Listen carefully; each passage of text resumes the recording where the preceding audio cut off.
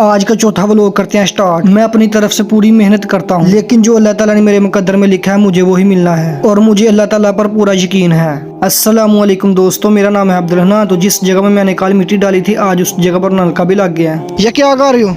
ये हम बच्चों वाली गेम खेल रहे हैं। चलो खेली जा फिर।